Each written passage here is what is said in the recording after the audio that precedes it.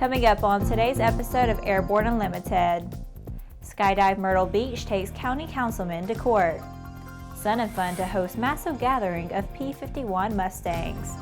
Piper Aircraft announces 26% increase in Billings for 2016.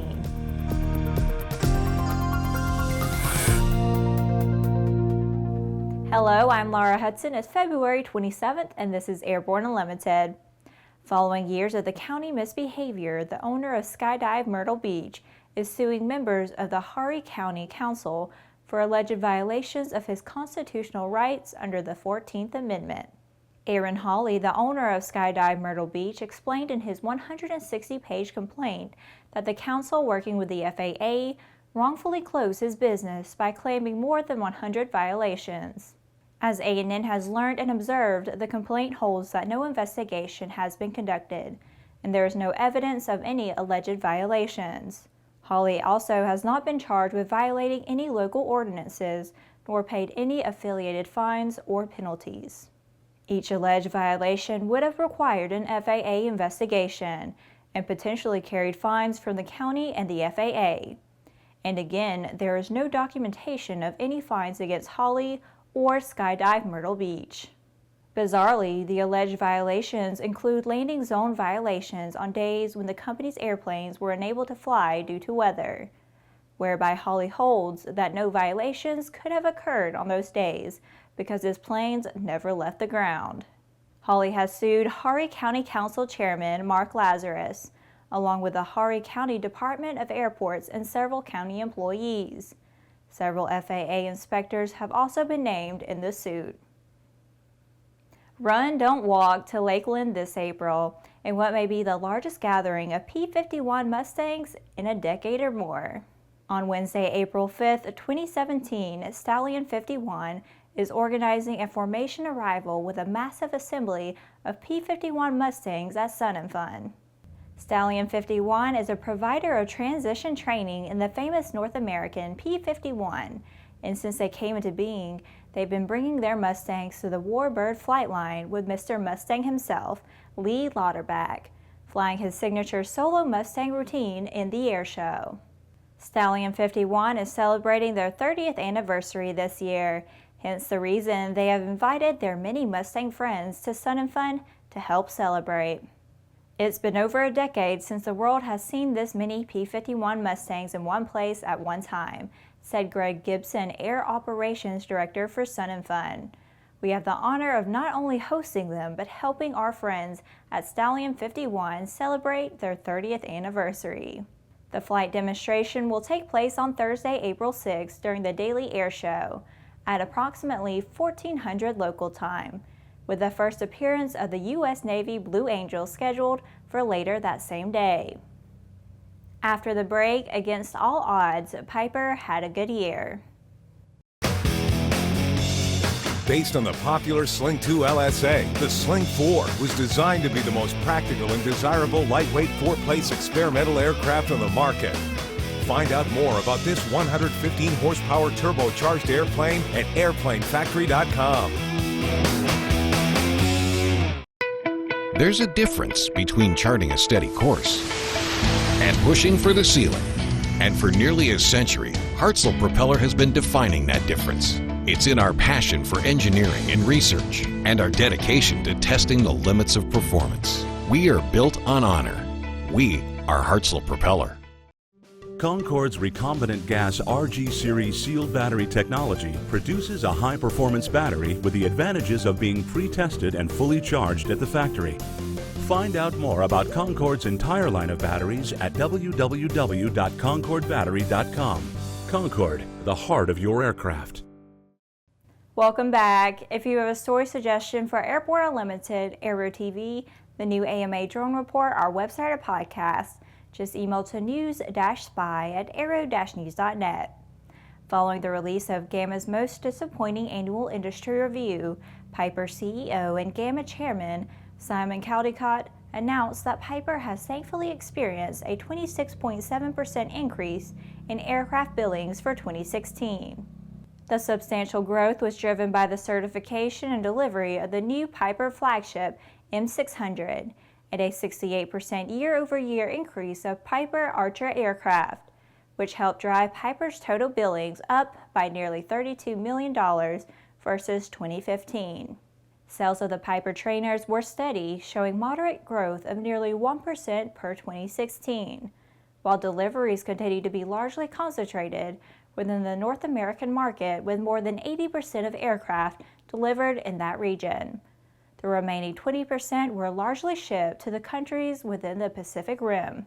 Caldecott said, quote, "Our commitment to bring the M600 to market in 2016, as well as implementing a build-to-order business model, has helped increase revenue while securing the health and future of Piper aircraft. As we look towards 2017, we are excited about the recent trainer contracts that we have been awarded, which has helped develop a backlog of orders.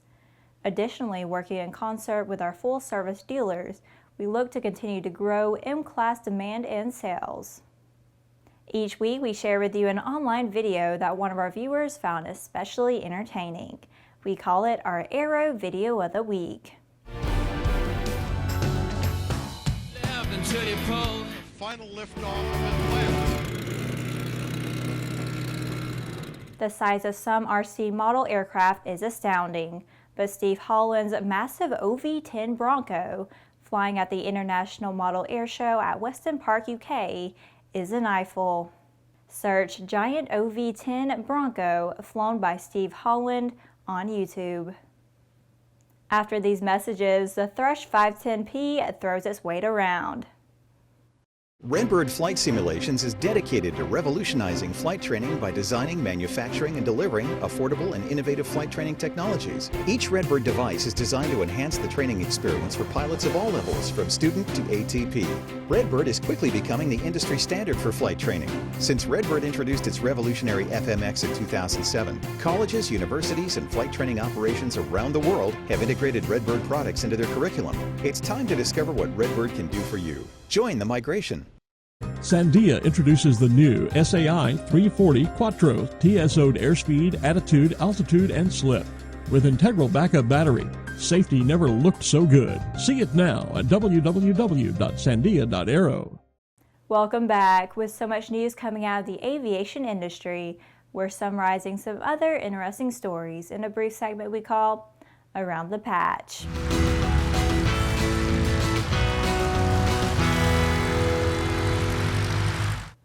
The FAA has certified that the Thrush 510P now joins its sibling, the Thrush 510G, as being certified and able to officially fly at its fully operational gross weight of 10,500 pounds. This certification marks the culmination of more than 8 years of hard work from the engineering team at Thrush.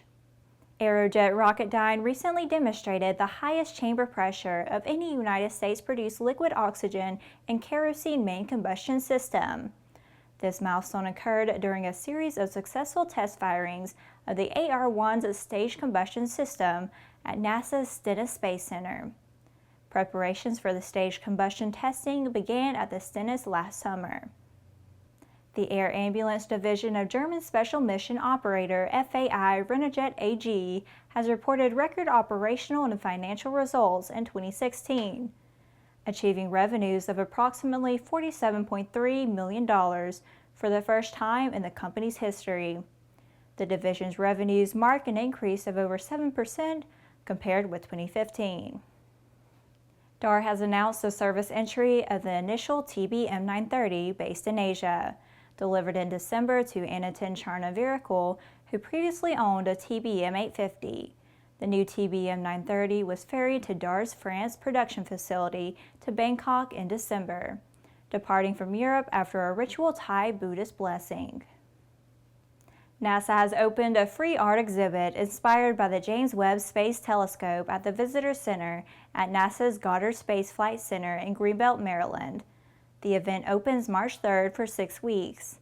Artists from around the country applied to visit NASA's Goddard to see the telescope with its 6.5-meter-high gold-coated mirror. Well, that's it for today's trip around the patch. Now let's move on to the rest of the news. We gotta warn ya, our annual April 1st editions are legendary, and this will be our best April 1st edition yet. Based on all the nonsense we've had to endure in 2016 and 2017, we certainly have good reason for that. So if you have any ideas of your own as to how to heighten the insanity, this is your chance. As we look over all the stories we've already prepped, we're surely going to cause serious keyboard damage as people snort their soft drinks all over the place when they start reading this year's edition. This will be our best yet.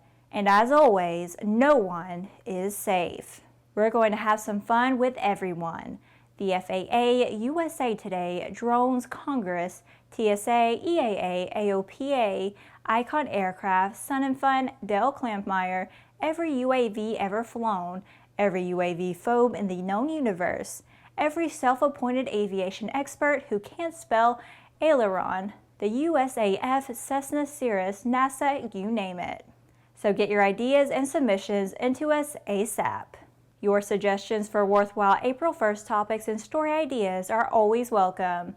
Just take your best shot, the weirder the better, and send your ideas to jim@aero-news.net, and we'll do the rest. Well, that's our program for today. Remember that Airborne Unlimited is streamed daily, Monday through Friday, with additional breaking news bulletins for important stories that fall outside of our normal deadlines. If you're watching us on YouTube, please subscribe, and do check us out on Facebook and Twitter.